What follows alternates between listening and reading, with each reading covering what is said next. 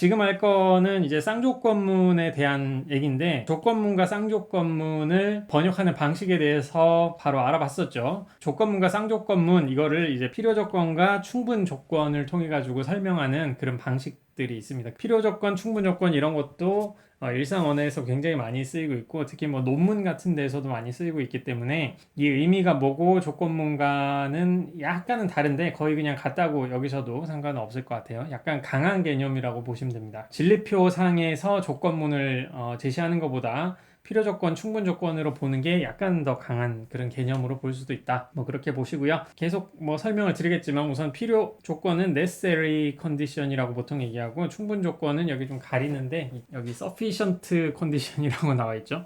그래서 이제 충분 조건. 근데 necessary condition이라고 말하는 그 필요 조건이라고 하는 거는, 영어에서 necessary는 이제 필수적인, 뭐 필연적인이라고 번역을 할 수도 있지만 필수적인이라고 좀 보셔야 되는 거죠. 그래서 충분 조건이 아니기 때문에 이게 무슨 필요 없는 조건으로 여기시는 그런 분들도 있는데, 그게 아니라 이 조건이 없으면 안 되는, 무조건 있어야 되는 건데, 충분 조건이라는 거는 뭐 예를 들어 가지고 이거잖아요. 6가지 조건이 다 충족이 돼야지 뭐를 이제 만족시킨다 라고 할 때 그 충분 조건인데, 필요 조건이라는 거는 여기 뭐 하나만 있다든가 아니면 6가지가 아닌 뭐 이런 5가지만 있다든가 그런 경우를 말하는 거죠. 그 말은 뭐냐면은, 필요 조건인 그 어떤 조건 하나라도 이제 충족이 되지 않으면은 우리가 만족시킬 그 조건 전체가 이제 충족이 안 된다, 그런 의미로 보셔야 된다는 거, 그거를 좀 알아주시고요. 그래서 예시로 지금 들고 있는 거를 먼저 좀 보시면은, 그 인터넷상에서 그런 거 많잖아요. 어떤 칼럼에서, 인터넷에서는 천재들에게 발견되는 7가지 특징을 소개했는데, 칼럼은 매우 신빙성 있는 자료를 근거로 해가지고 천재들이 첫 번째로 혼잣말을 잘하고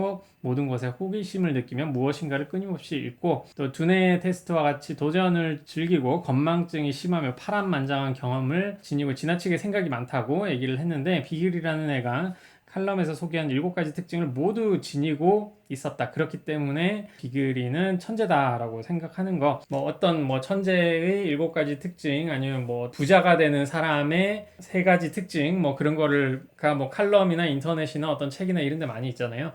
그런 걸 봤을 때 뭐 부자가 되는 3가지 특징이라고 했을 때, 뭐 내가 그 3가지를 다 가지고 있으니까 나는 이제 부자가 되겠구나 라고 생각을 하시고, 뭐 그럴 수가 있는데, 그런 생각이 좀 문제가 있을 수 있다라고 하는 부분을 필요 조건과 충분 조건을 통해서 좀 설명을 해보려는 거죠.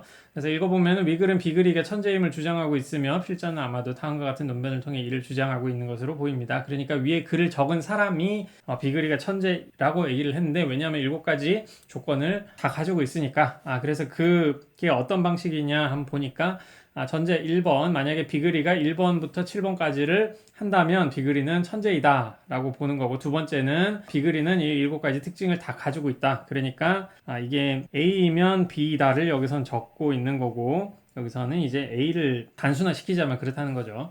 전제 2는 이제 A를 이렇게 적는 거고, 그럼 뭐 정권 긍정이라고 하는 그런 규칙, 뭐 진리표를 좀 그려보시면 아시겠죠?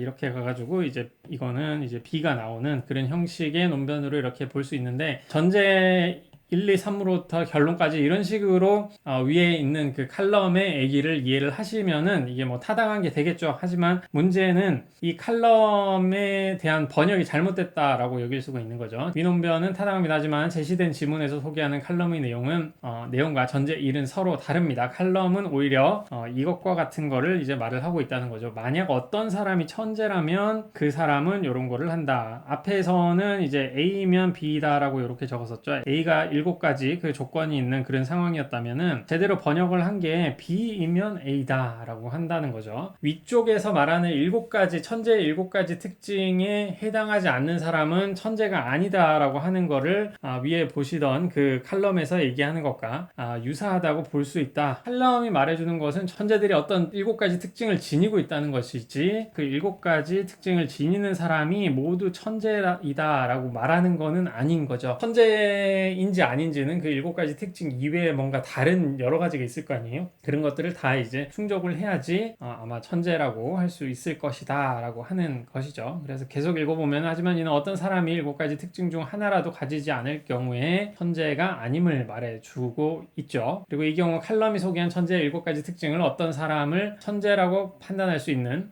필요 조건이라고 부르고 있습니다. 천재가 최소한 7가지 특징을 지닌다. 그러니까 어떤 사람이 천재라면 그 사람은 7가지 특징을 지니고 있다라고 하는 거는 7가지 특징을 지니지 않는다면은 그 사람은 천재가 아니다라고 하는 거죠.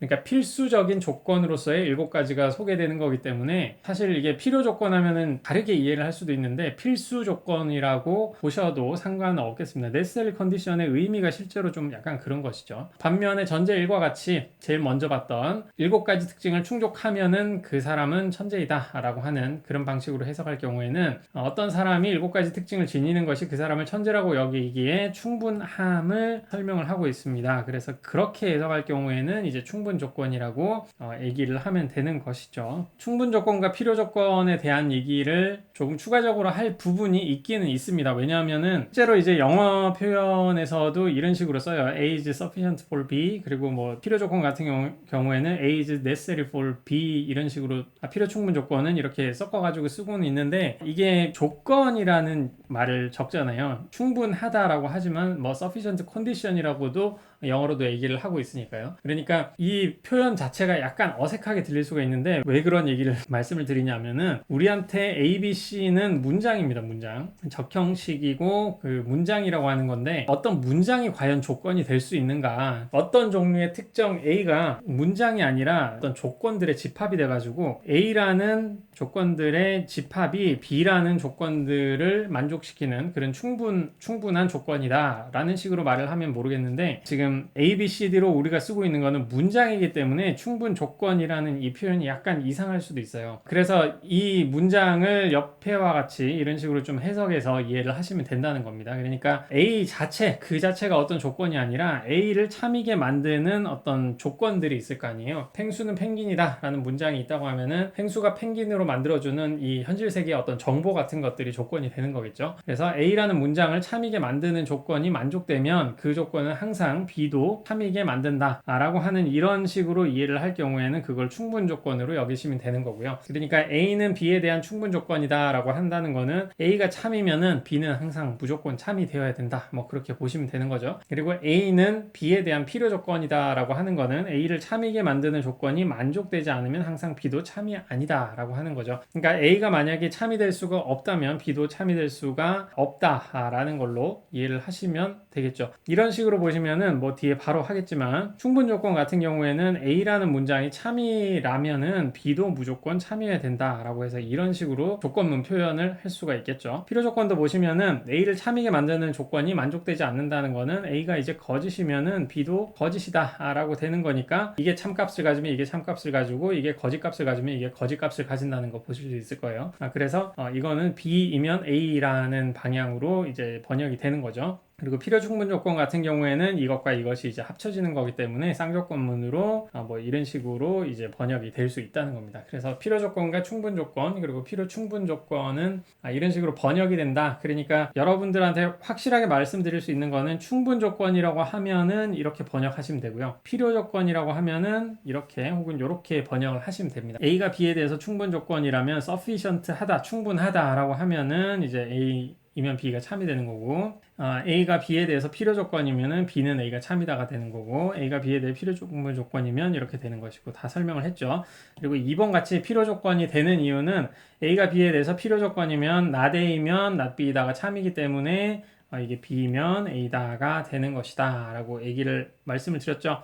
그리고 필요 조건 같은 경우에는 좀 비슷하게 보실 수 있는 게 그거죠. 오직 A일 경우에만 B이다. 이 문장과 비슷하게 보실 수가 있겠죠. 이 문장이 또 이렇게 번역이 된다는 거 그때 봤으니까 그런 식으로 좀 보시면 되겠고요. 필요 충분 조건은 이렇게 번역이 될 수 있다